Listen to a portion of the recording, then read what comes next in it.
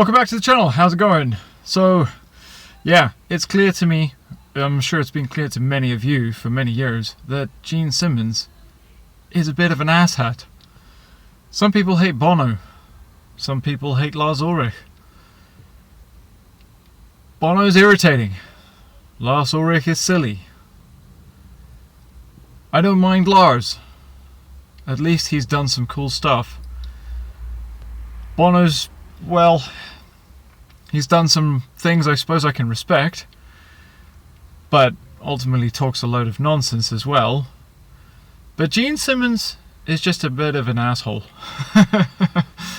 You know, and take nothing away from Kiss. I've got nothing against Kiss. This is not really my cup of tea. There's a couple of their songs I really dig over the years, but generally speaking, it's not really my cup of tea. But anyway, buzzing around social media yesterday, and this article came up from Metal Hammer, and it starts with a headline: "Unlike Oasis, Iron Maiden take a stand against dynamic pricing ahead of 2025 50th anniversary tour." So if you don't know what dynamic pricing is essentially tickets go on sale, and in relation to how they're selling and how the demand, you know, basically how intense the demand is, so how many seats are remaining, or, you know, tickets are remaining for that particular area, the price gets inflated by the ticket seller. So essentially, as tickets become more rare, the price goes up. And this resulted in this recent Oasis sort of reunion gig or tour. Tickets quickly escalated from sort of like 150 quid, so 150, you know, British pounds sterling, escalated from there to sort of like 350, close to 360 in fact for some of the tickets. Which is extraordinary. In days gone by, you would have only have seen this through ticket touts. You know, people that would, you know, bots. They would have bots go on and buy all the tickets up and then try and resell them at the door at the last minute, preying on people's desperation, which is a dick move. I think it's fair to say. Anyway, Oasis were seemingly okay with this, although they sort of deny having any knowledge of it. You know, their management company looks after all the deals with the venues and promoters and that sort of thing. Whether that's true or not, I don't know, but I mean, at the end of the day, you know, it's happened, and if it is their management and that sort of thing, well, I'm sure they'll change it now because they got a lot of bad press about it, but would they have changed it if no one had said anything? I don't know. It would just be hearsay, but yeah, it's definitely a dick move. I think for most bands, I think it's good to stay in touch with this sort of stuff. You know, don't just turn up and play the shows. Try and keep your ear to the ground about, you know, how it's been received by the public, what the experience was like, get a bit of feedback about that, and yeah, understand, you know, how much are people paying for it, and is it competitive with other acts. I mean, at the end of the day, you know, you're playing in a venue. It's expensive to put on shows. I think everybody understands that, you know, prices are not going to stay super low, especially for big arena acts and that sort of thing. You know, it's a big operation to move all the gear around the world and that kind of thing. And bands have done what they can to streamline those operations, using local gear, using simulator amps instead of real amps. It cuts down a lot on the weight, simplifying lighting rigs where possible, using more lasers because they're lightweight compared to some of the bigger, you know, sort of heavy-duty, high-brightness lamps and that sort of stuff. There's all manner of things. PAs have gotten more advanced as well, so they can be powerful and light. All these kinds of things. I think there's no better example in the world, really, than Iron Maiden when it comes to streamlining such an operation.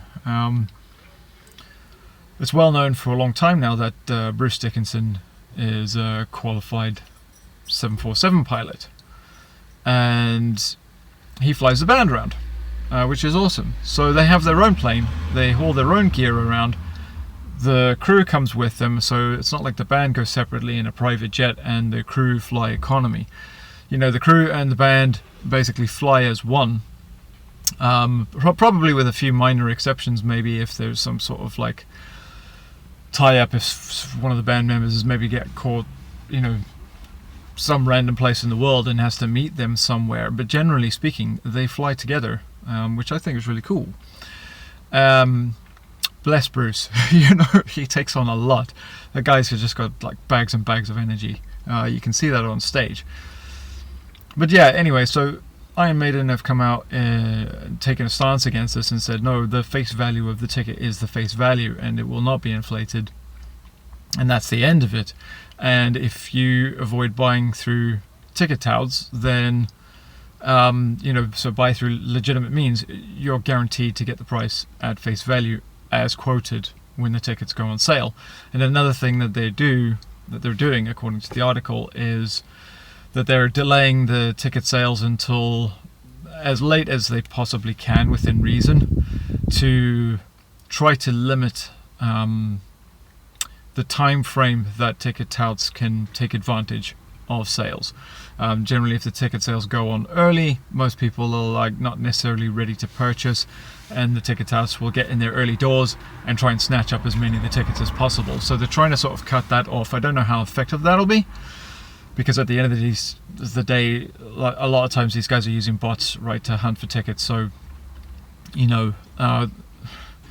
just look at what happened with PlayStation 5. The thing went on market and within minutes was sold out.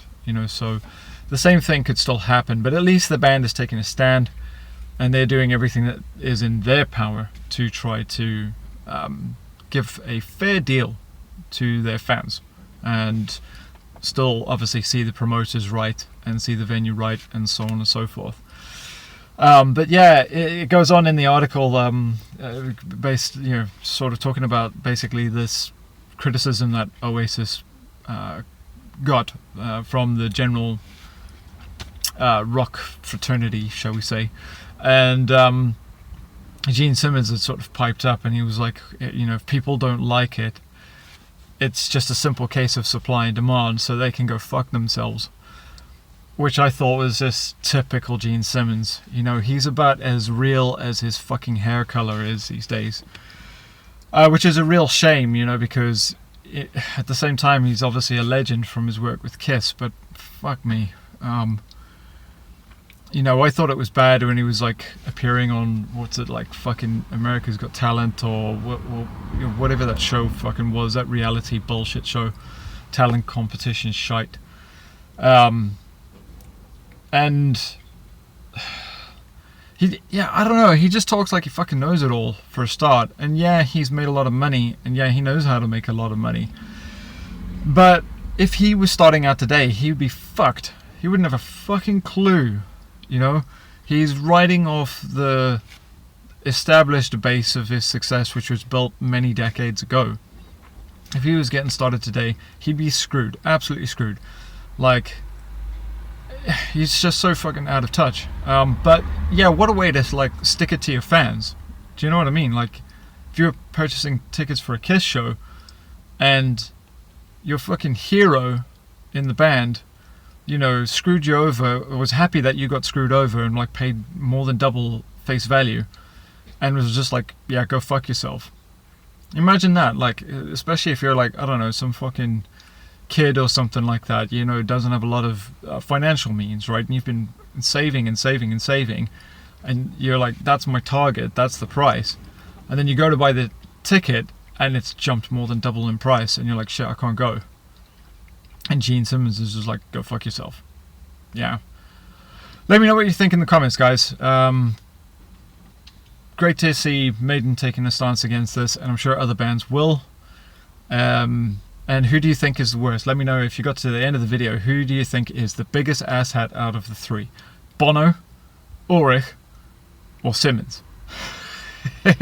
Fun game for you all to play. Right, until next time, I gotta head on. Take care. Bye-bye.